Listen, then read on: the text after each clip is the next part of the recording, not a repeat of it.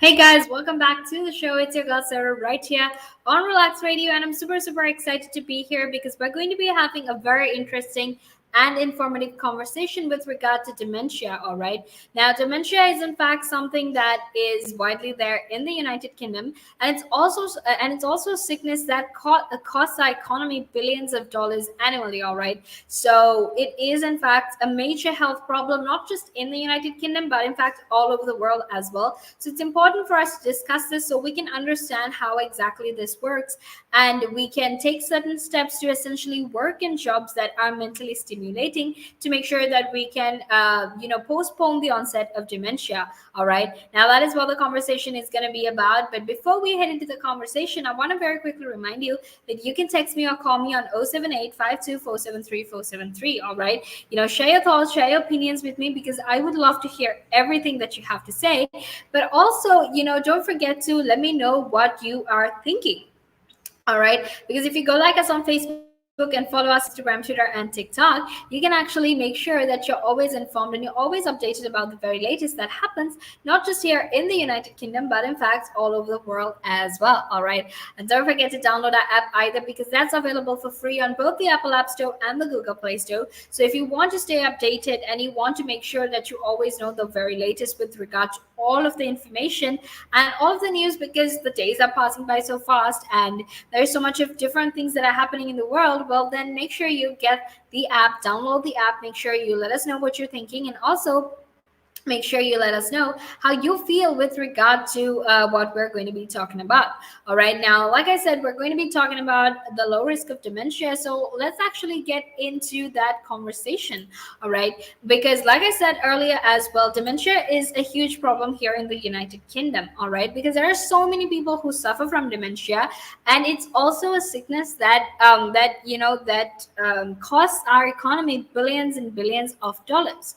All right, now what research has found, or what research is suggesting, is that people with mentally stimulating jobs have a lower risk of dementia in later years than those who have non-stimulating work. All right, now scientists have actually looked at more than 100,000 participants across studies from the United Kingdom, Europe, and the US, and they're focused on links between work related factors and chronic disease, and also disability and mortality. All right. Now, the lead author actually said that the latest findings support the idea that mental stimulation in adulthood could actually postpone the onset of dementia. All right.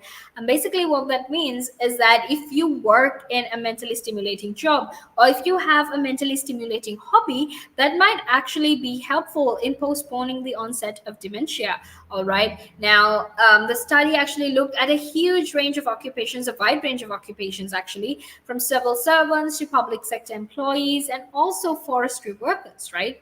So what these researchers essentially found was that cognitively stimulating jobs that include demanding tasks and even high job decision latitude, which is also known as job control, um, whereas occupations that you didn't really see as non-stimulating, and these are things with low demands and you have a lack of job control, were in fact found to help in terms of people getting dementia earlier in life. All right, and they also said that because such exposure to cognitive simulation at work can take place over decades and add up to tens of thousands of hours, it actually lasts considerably longer than cognitive interventions or cognitively stimulating hobbies. All right, so basically, if you are someone who works in a mentally stimulating job, then there is good news for you, because essentially you might have a lower risk, or your chance of getting dementia might actually be postponed if you're constantly keeping your brain active, right? And even before this research was conducted, something that we need to keep in mind, and something that researchers have found out, is that the way to essentially postpone the onset of dementia was by making sure that you did tasks that helped you stay mentally active, mentally fit, right? Because that helps you to postpone how quickly you can get dementia. All right, now previous research has actually suggested that keeping the brain active can actually help to build cognitive reserve, right?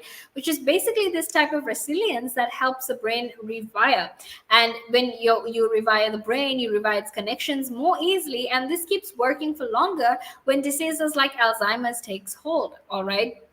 And something else that was actually said was that this new research could also identify proteins in people's blood plasma that may be connected to this process, right? And funding this research and investigating this research further would result in us finding more detail with regard to how exactly this works and why exactly it happens like this, right? Because something that we need to understand is that not everyone is going to be able to choose the type of work they do.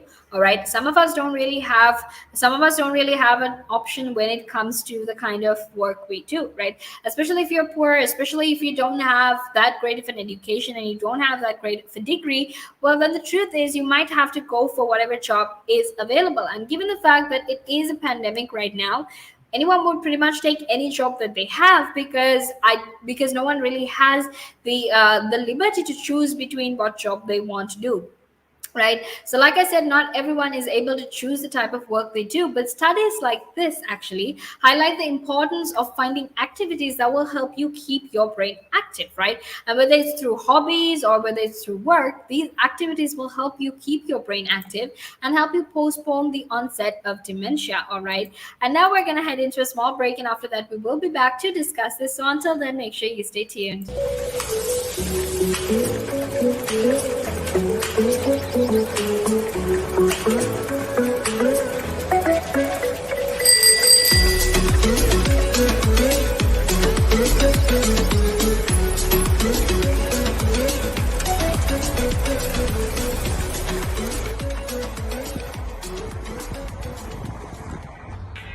Cycling in London is not child's play. How to be a better cyclist? Listen to my show, only on Relaks Radio. I'm Kevin. Join me every Thursday, 5 p.m. Look forward to seeing you.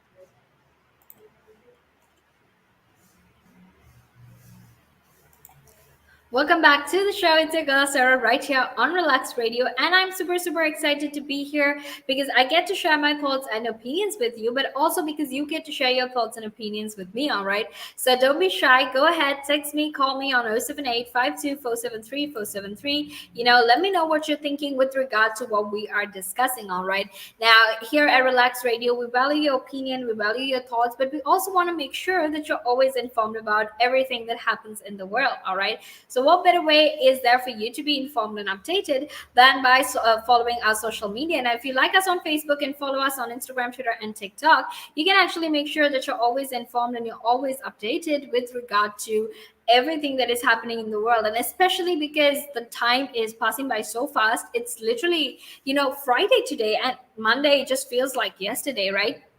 So how fast time is passing by, and that time is actually passing by so fast. It's actually important for you to stay updated about everything that we talk about. All right, and the best way for you to do that is, like I said, by following our social media, but also you can subscribe to our YouTube, and you can actually make sure that you are always informed and you're always updated. Now, don't forget to download the app either, because that's available on both the Apple App Store and the Google Play Store, and that way you can actually make sure that you're always informed and you're always updated about the very latest that happens all over the world. All right, and now I want to very quickly talk to you about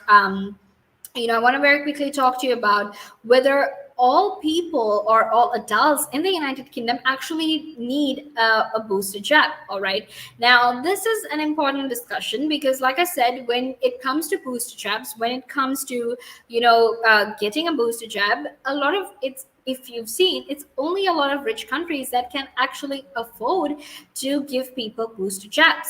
All right. And the reason we need to understand that is that a lot of these countries that are developed, like the United States, like Canada, like the United Kingdom, in fact, actually have the ability, we actually have the capability to actually purchase and keep a stock of, actually purchase and keep stock of vaccines, right? And therefore, when we have those additional stocks, that is essentially, this is essentially when you see how lucky we are as a country to essentially have enough vaccines to uh, to vaccinate our population multiple times over. All right, so it's important to keep that in mind as well. All right, now when it comes to offering booster jabs as well, right now there has been no proper evidence or no scientific evidence from the World Health Organization to essentially say that booster jabs are something that is needed, to say booster jabs are something that we really really need here in the United Kingdom, right? However, what scientists, what doctors, and what other healthcare professionals have recommended, if in fact, is that if you're immunodeficient, if you have immunosuppression, then that is when you need those jabs. That is when you need to make sure that you have a booster jab, right? And then we also have this discussion of, look, you know what, if you're going to give booster jabs, should you give the booster from